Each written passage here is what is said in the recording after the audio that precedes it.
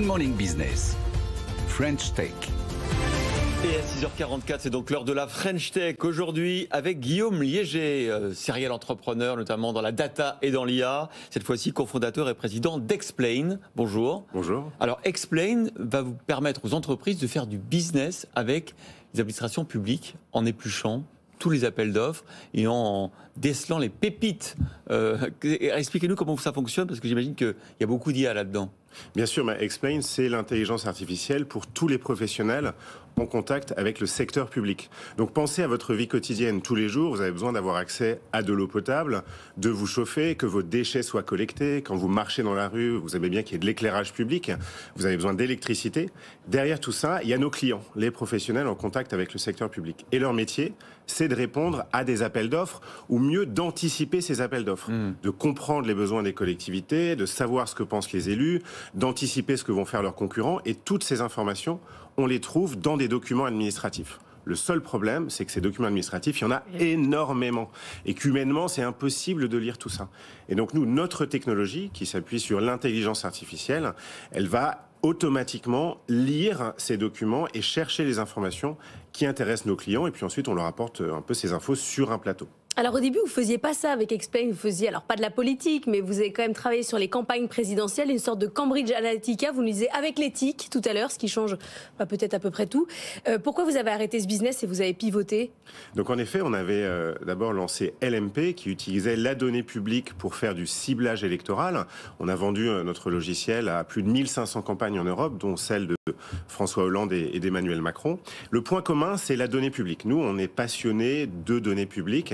Et on s'est rendu compte qu'il y avait énormément de besoins aujourd'hui pour utiliser cette donnée publique pour des acteurs un peu différents qui sont ces professionnels en contact avec le secteur public. Donc on a totalement arrêté les campagnes électorales et aujourd'hui, on travaille exclusivement pour ces professionnels en contact avec le secteur public. Le trait entre ces deux aventures entrepreneuriales, c'est l'utilisation de la donnée publique.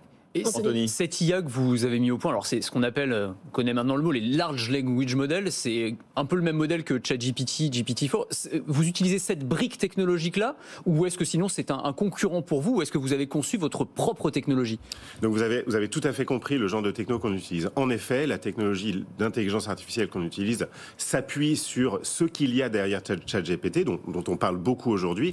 Je dirais que l'enjeu pour nous, c'est d'utiliser une base de données fiable. Lorsque vous répondez à des marchés publics, vous ne pouvez pas vous permettre de raconter n'importe quoi. Et donc, nous, on doit donner à nos clients des données très fiables. Et nos données, elles sont très fiables. C'est des comptes rendus de conseils municipaux, ce sont des délibérations, c'est des documents tamponnés par le préfet. C'est extrêmement fiable. Et tout l'enjeu, c'est d'avoir cela aujourd'hui. Alors, vous avez diplômé d'HEC d'Harvard et vous avez travaillé notamment pour Veolia, pour McKinsey. Aujourd'hui, vous êtes entrepreneur. Vous levez d'ailleurs 6 millions d'euros.